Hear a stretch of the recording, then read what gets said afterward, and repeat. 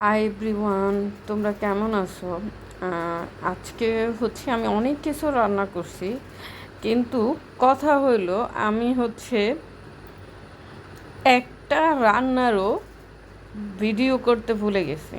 আমি গরুর মাংস রান্না করছি, তারপর সেমাই রান্না করছি, তারপরে খিচুড়ি রান্না করছি, পোলাও রান্না করছি।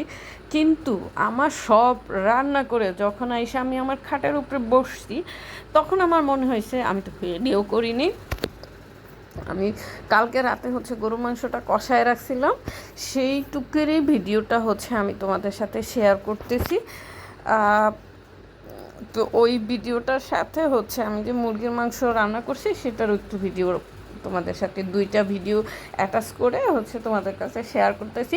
কারণ আমার আমি যে 4-5টা তরকারি রান্না করলাম, একটার ভিডিও মেক করাও আমি সম্পূর্ণ ব্ল্যাঙ্ক হয়ে গেছিলাম। আমি জানি না, আমি কয়েকদিন যাবত খুব অসুস্থ, যার কারণে আমি অনেক কাজ করি কিন্তু ভিডিও করতে আমার মনে থাকে না। কিছুই করার নেই, আল্লাহ যা আমার রিজিকে লিখে রাখছে, আমার ভাগ্যে যা লিখে রাখছে তাই হবে। এর চেয়ে বেশি তো আমি পাবো না, আর আমি পাইও না। কারণ আমার দেখা গেছে আমার পেজটা মনিটাইজেশন হয়ে গেছে, কিন্তু আমি এটা থেকে ভালো ইনকাম করতে পারতেছি না। আমি জানি না আমার আল্লাহ আমার ভাগ্যে কী লিখে রাখছে। তো এই তোমাদের সাথে গরুর মাংসটা কষানোটা শেয়ার করতেছি। তারপরে আমি প্রেশার কুকারে দিয়ে দিছি, সেই ভিডিওটা আর আমার করাই হয় নাই, আমার মনেই ছিল না। এখন আমি কি করব, করতে পারি নাই যেটা নিয়ে, সেটা আর আমার কিছু করার নেই। তো আমি ছোট্ট করে 2 মিনিটের ভিডিও তো আর দেওয়া যায় না, তার জন্য যে মুরগির মাংসটা রান্না করছি সেটারও একটু ক্লিপ ভিতরে দিয়ে তারপর অ্যাটাচ করে তোমাদের সাথে শেয়ার করলাম। তোমরা ওইটাই দেখো, আর কিছু করার নেই। আর ঈদের দিনের ভিডিও তো অন্য ভিডিও ছাড়া যাবে না। আমার কাছে অনেকগুলো ভিডিও মেক করা আছে, কিন্তু সেই ভিডিওগুলো আমি ছাড়ি নেই, কারণ ওটা ভালো দেখা যায় না।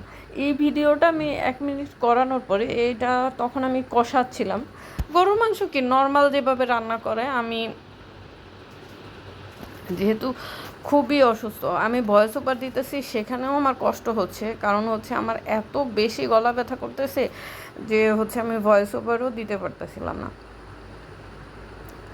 এই তো মাংসটা আমার গরু মাংস কিন্তু অলরেডি রান্না হয়ে গেছে। তারপরে আমি তাড়াতাড়ি করে ওই চুলাই মুরগির মাংস কষাছিলাম। অল্প একটু মুরগির মাংস রান্না করছি, অল্পই, বেশি না, ধরো 5-6 পিস। যেহেতু আমি আর আব্বা এই জন্য বেশি কিছু রান্না করিনি। একটু গরু মাংস, একটু মুরগির মাংস, সাথে একটু কি বলে, একটু সেমাই, সাথে একটু কি বলে, সাথে একটু খিচুড়ি আর একটু পোলাও রান্না করছিলাম। কিন্তু আমার দুইটার একটাও ভিডিও করতে এতগুলা রান্না রাঁধছি, কিন্তু আমার ভিডিও করার কথাই মনে ছিল না। আসলে আমার ভাগ্যই অনেক খারাপ, অনেক কিছু করি, অনেক চেষ্টা করি, কিন্তু সেখানে আমি ফেল করে যাই। কী বলবো, আমি কথা বলতে পারতেছি না তোমাদের সাথে, আমি এত অসুস্থ। আমি জানি না আমি কিভাবে ট্রিটমেন্ট করাবো, বা কার কাছে যাব, কার কাছে গেলে আমি ভালো হবো, আমি জানি না। তোমাদের কাছে যদি কোনো ভালো ইএনটি ডাক্তারের কথা, মানে ধানমন্ডি মধ্যে বা কোনো ভালো হসপিটালে ভালো কোনো ইএনটি ডাক্তার থাকে, ইএনটি বলে নাক কান গলার, তাহলে তোমরা আমাকে কমেন্ট করে বলতে পারো যে কোথায় ভালো নাক কান গলার ডাক্তার আছে, যেখান থেকে আমি একটা ভালো ট্রিটমেন্ট পেতে পারবো।